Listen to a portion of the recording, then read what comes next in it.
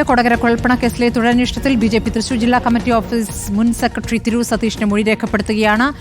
Jason ചാമളപ്പിലുണ്ട് വിവരങ്ങളുമായി. Jason, ഞാൻ നേരത്തെ പറഞ്ഞത് എന്തെങ്കിലും പുറത്ത് പറഞ്ഞതിൽ അപ്പുറമുള്ള തെളിവുകൾ തന്റെ പക്കലുണ്ട് എന്ന് തന്നെയാണോ തിരൂർ സതീഷ് വ്യക്തമാക്കിയത്? ആ തെളിവുകളുമായിട്ടാണോ ഇപ്പോൾ അന്വേഷണ സംഘം മുമ്പാകെ എത്തിയിരിക്കുന്നത്?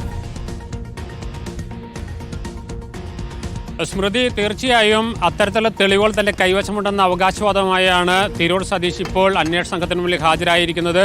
അന്വേഷണ സംഘ തലവനായ V K Raju, Kodungallur ACP V K Raju ആണ് ഇപ്പോൾ മൊഴിയെടുക്കലിന് നേതൃത്വം നൽകുന്നത്. അദ്ദേഹത്തിന്റെ കയ്യിൽ, അതായത് തിരൂർ സതീഷിന്റെ കയ്യിൽ ഒരു ഫയലുണ്ട്. ആ ഫയലിൽ രേഖകളുണ്ട് എന്നാണ് തിരൂർ സതീഷ് അവകാശപ്പെടുന്നത്. ഏതായാലും അത് കുറച്ച് സമയത്തിനകം തന്നെ അതുമായി ബന്ധപ്പെട്ട കൂടുതൽ വിവരങ്ങൾ നമുക്കറിയാനാകും. ഏതാണ്ട് 30 ദിവസങ്ങൾക്ക് മുമ്പാണ് BJP നേതൃത്വത്തെ വെട്ടിലാക്കിക്കൊണ്ട് തിരൂർ സതീഷ് ചില വെളിപ്പെടുത്തലുകൾ നടത്തിയത്. ചാക്കിൽ കെട്ടി വിവിധ ചാക്കുകളിലായി 9 കോടി രൂപ BJP ജില്ലാ കമ്മിറ്റി ഓഫീസിൽ എത്തിച്ചു എന്നതായിരുന്നു പ്രധാനമായുള്ള ആരോപണം.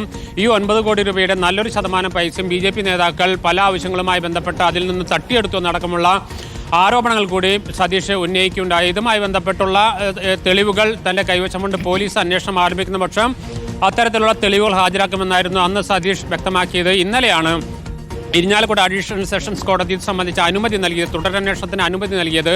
അതോടൊപ്പം തന്നെ കോടതി വ്യക്തമായൊരു നിർദ്ദേശം കൂടി നൽകിയിട്ടുണ്ട്. 90 ദിവസത്തിനകം തന്നെ കുറ്റപത്രം സമർപ്പിക്കണമെന്ന നിർദ്ദേശമാണ് കോടതി നൽകിയിരിക്കുന്നത്. ഇതിന്റെ പശ്ചാത്തലത്തിലാണ് ഇന്നു മുതൽ മൊഴിയെടുക്കൽ ആരംഭിക്കുന്നത്. തിരൂർ സതീഷിന്റെ മൊഴിയുടെ അടിസ്ഥാനത്തിലായിരിക്കും BJPയുടെ സംസ്ഥാന ജില്ലാ നേതാക്കളെ ഉൾപ്പെടെ ഇനി ചോദ്യം ചെയ്യലിന് വിളിക്കുക. വ്യക്തമായ രേഖകളും തെളിവുകളും സഹിതമാണ് സതീഷ് പോലീസിന് മുമ്പിൽ, അന്വേഷണ ഉദ്യോഗസ്ഥന് മുമ്പിൽ ആരോപണങ്ങൾ ഉന്നയിക്കുന്നതെങ്കിൽ സംശയമൊന്നും വേണ്ട, BJP നേതാക്കൾ ചോദ്യം ചെയ്യലിന് വിധേയമാകേണ്ടി വരും.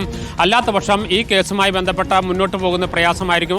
നിലവിൽ ഈ കേസ് കൊടകര കുഴൽപ്പണ കേസുമായി ബന്ധപ്പെട്ട് നിലവിൽ കുറ്റപത്രം സമർപ്പിച്ചിരിക്കുന്നതാണ്. അതിന് ശേഷമാണ് ഇത്തരമൊരു വെളിപ്പെടുത്തൽ നടത്തിയത്. ആ വെളിപ്പെടുത്തലിന്റെ പശ്ചാത്തലത്തിലാണ് തുടരന്വേഷണം നടക്കുന്നത്. ഏതായാലും വരും ദിവസങ്ങളിൽ ഇതിന്റെ ഭാവി എന്തെന്നറിയാം.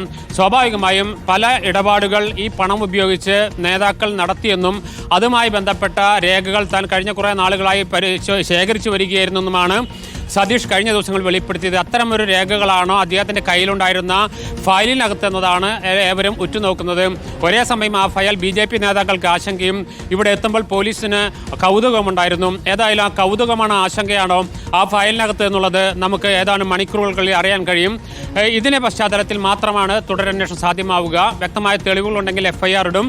പക്ഷേ കള്ളപ്പണം കേസ് അന്വേഷിക്കുന്നത് പോലീസിന് ഒരു പരിധി വിട്ട് മുന്നോട്ട് പോകാനാകില്ല. ഒരുപക്ഷേ ഇതിന്റെ FIR ഇട്ട് തുടരന്വേഷണത്തിന് എൻഫോഴ്സ്മെന്റ് ഡയറക്ടറിന് കൈമാറുക, ഇത്തരത്തിലുള്ള പല ഓപ്ഷൻസും ഇപ്പോൾ പോലീസിന് മുമ്പിലുണ്ട്. ഏതായാലും ഇപ്പോൾ നടക്കുന്ന മൊഴിയെടുക്കൽ ഇത് സംബന്ധിച്ച് നിർണായകമാവുകയാണ്. സ്മൃതി, ശരി, വളരെ പ്രധാനപ്പെട്ട മൊഴിയെടുക്കലാണ് പുരോഗമിക്കുന്നത്. തിരൂർ സതീഷിന്റെ പക്കൽ കൂടുതൽ തെളിവുകളുണ്ടോ? ആ തെളിവുകൾ പുനരന്വേഷണത്തിന് സഹായകമാകുമോ എന്നാണ് അന്വേഷണ സംഘം ഉറ്റുനോക്കുന്നത്.